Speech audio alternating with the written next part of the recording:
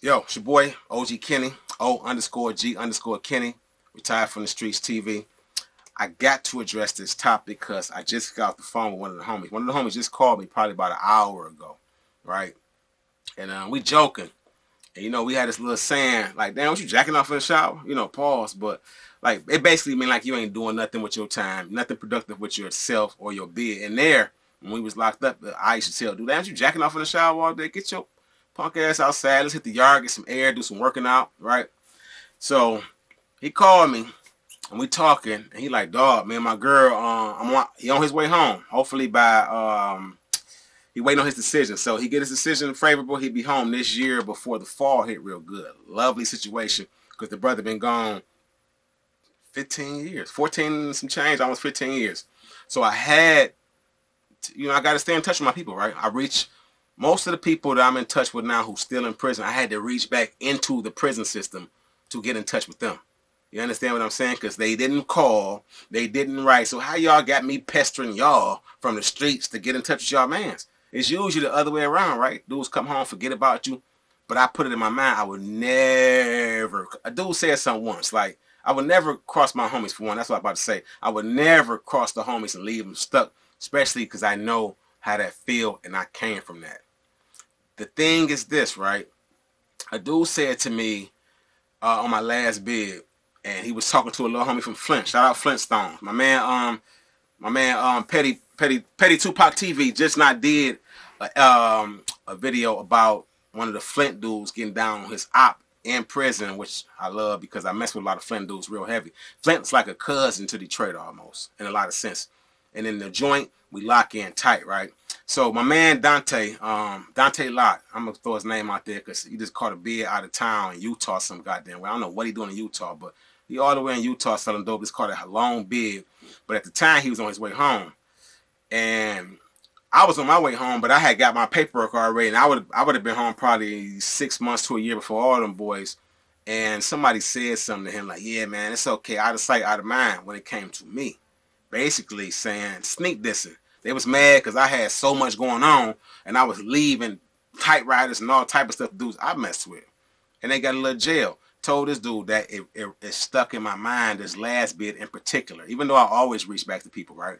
This one made me go even harder, which ended up inspiring a bunch of other things, which led to this podcast, so this YouTube channel, right?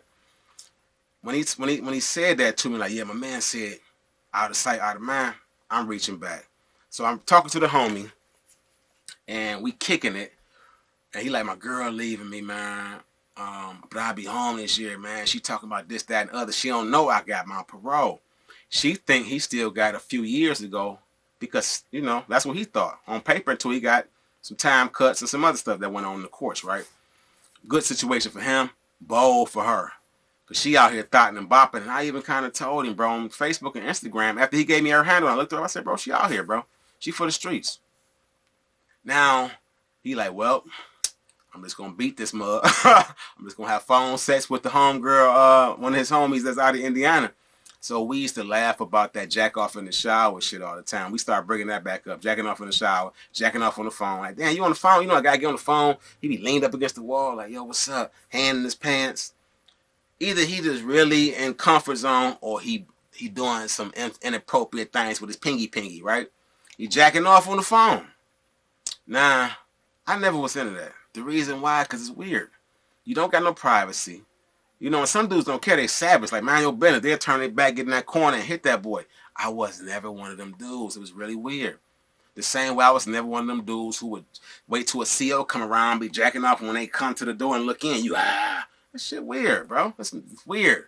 It's so sub-level. It's so subhuman level, and it's so low to the earth. It's trifling as hell on that level. But on the phone, it's my baby. I love him to death. And when he get home, he gonna watch this. Or if a CO cool enough to let him watch it up there, he gonna see it. The thing is, though, bro, listen, I done seen so many dudes get tickets, sexual misconduct, go to the hole, because they got their hand in their pants on the phone, or they actually in that boy jerking.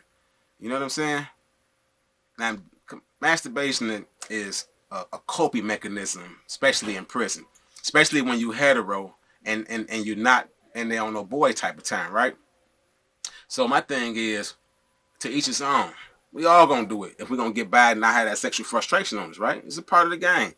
Now, the thing is, when you constantly got a fetish for that type of stuff, though, because I think some dudes are voyeuristic. I mean, what you call that?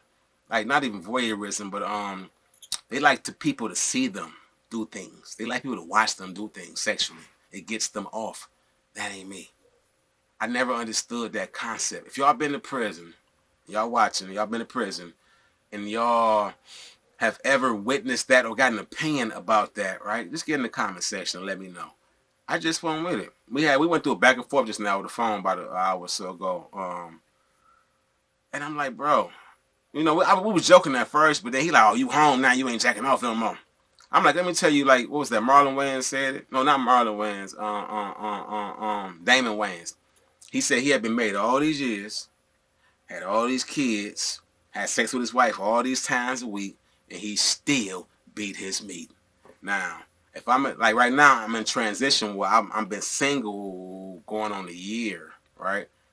My thing is, I choose celibacy right now because, hey, let me explain something to you. I ain't lacking in the women department. You understand what I'm saying? It's just that when you get to a point where you got too many options, you got to fall back from all of them because it get messy.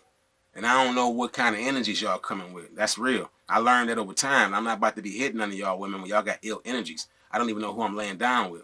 I don't know who I'm exchanging these energies, these fluids. Even if it's, protected, you still exchanging a lot of everything with a person when you lay down with them.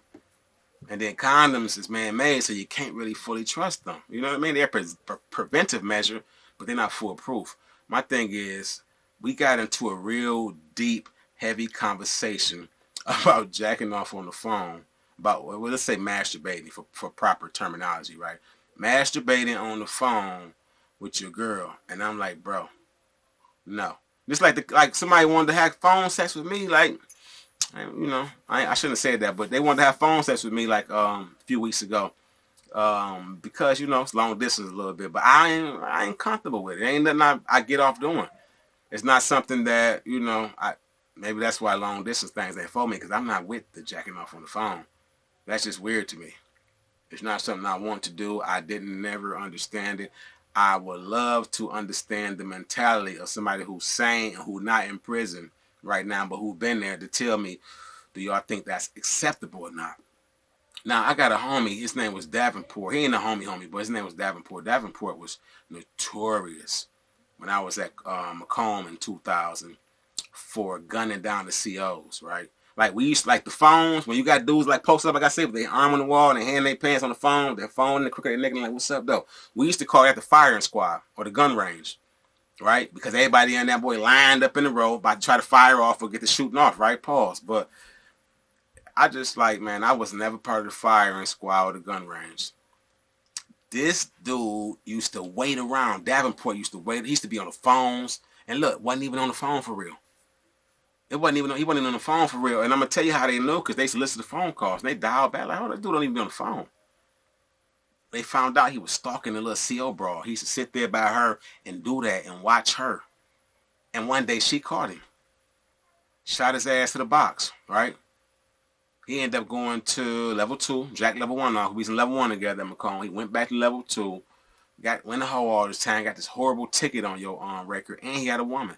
So now you got to explain to her why you was not on the phone with her, but you got caught jacking off in front of the CO. And then she even put in the ticket that this has been a repeated thing, right? They even asked her, why did you even overlook it? So like the first couple of times I saw him over there, I thought it was, normal. Him just in the, it's cold in the unit sometimes. The door right there by the phones. And so it's wintertime when I'm at Macomb, in 2000, it's wintertime. So dude was terrible. But it was a sexual deviancy. And we normalize sexual deviancy in those environments just because we can't get no butt. And it's not normal. We got so many dudes who think that fetishizing after people and masturbating after them and fantasizing after them, right, is normal when it's not, unless you're watching porn and you're with your significant other or you're by yourself and you're watching porn. I don't agree with it. I think a lot of dudes need to check themselves and get into why they have these sexual urges. Go in your room, put your towel up, right? Put your towel up. Go in the shower if you got to, which I don't recommend. I really recommend using a stall or your privacy of your room, because the showers is just too much. But dudes hit the shower all the time. I would rather y'all do that if y'all got to do a bid, or you know somebody's doing a bid and they calling home talking crazy about this, that, and the other. You feel me? Have these conversations with your people. That ain't normal, bro. That ain't normal. So it's like, get yourself together. I know it's crazy, sexual frustration and tension when you're in them environments, but you really have to get control of the mental health aspect of that sexual urge. Because when you get out here, it's a different level. We all know. The people that stayed out here and been out here, we know it's different. We know it's different because you can catch some shit just looking at somebody nowadays, right?